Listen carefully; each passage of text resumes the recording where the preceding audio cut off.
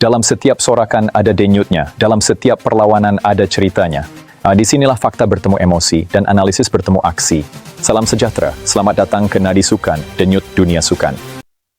Adakah ini petanda Malaysia bakal lahir legenda pecut dunia yang baru? Mampukah Muhammad Azim Fahmi menjadi sprinter terpantas dalam sejarah negara? Adakah kejayaan di Amerika ini bukti atlet Malaysia sebenarnya mampu bersaing di pentas global?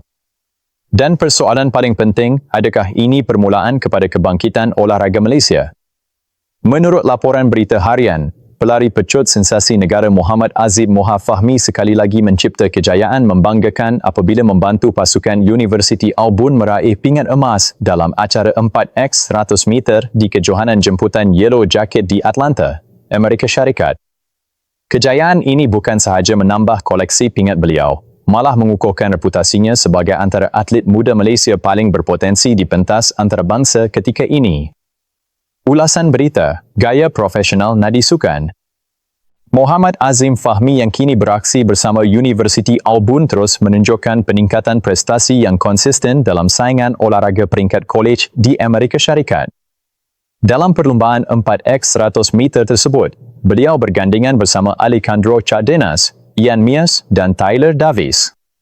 Kuartet Auburn itu berjaya mencatat masa 39.75 saat, sekaligus membolehkan mereka muncul juara acara tersebut dengan prestasi yang cukup meyakinkan. Pasukan Universiti Lipscombe yang diwakili Emery Eckhard, Joel Nemo, Wessel van der Nest dan Justin Davis pula menamatkan perlumbaan di tempat kedua dengan catatan masa 41.93 saat.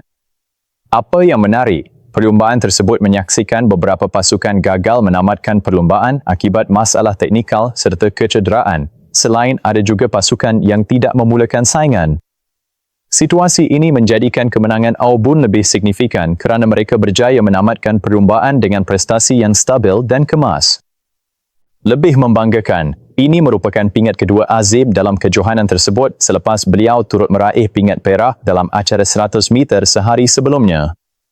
Pencapaian ini menunjukkan Azim bukan sahaja cemerlang dalam acara individu, tetapi juga mampu memainkan peranan penting dalam acara berpasukan, sesuatu yang amat penting dalam pembangunan atlet sprint moden. Sejak menyambung pengajian dan latihan di Amerika Syarikat, Azim dilihat semakin matang dari segi teknik, kekuatan fizikal serta pengalaman pertandingan.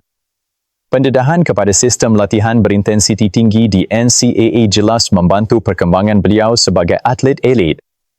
Kejayaan Azim ini sebenarnya memberi mesej yang sangat jelas atlet Malaysia mampu berjaya jika diberi pendedahan kepada sistem latihan bertaraf dunia. Apa yang membezakan Azim berbanding ramai atlet tempatan ialah peluang beliau untuk berlatih dalam persekitaran kompetitif di Amerika Syarikat yang terkenal dengan program olahraga universiti terbaik dunia. Selain itu, persaingan sengit setiap minggu membantu meningkatkan mentaliti kompetitif beliau. Dalam dunia sprint, faktor mental sama penting dengan kelajuan kerana tekanan perlumbaan boleh menentukan kemenangan atau kekalahan dalam perbezaan milisaat sahaja. Prestasi konsisten Azim juga boleh dianggap sebagai perkembangan positif menjelang kejohanan besar seperti Sukan Asia dan juga kelayakan Olimpik pada masa hadapan.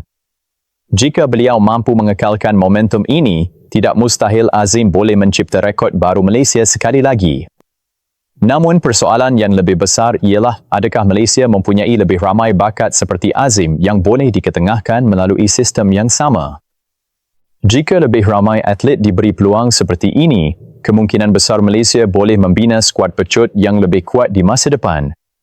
Kejayaan Muhammad Azim Fahmi ini bukan sekadar pingat emas biasa. Ia adalah simbol harapan baru olahraga Malaysia. Ia adalah bukti bahawa bakat tempatan mampu bersinar jika diberi peluang yang betul.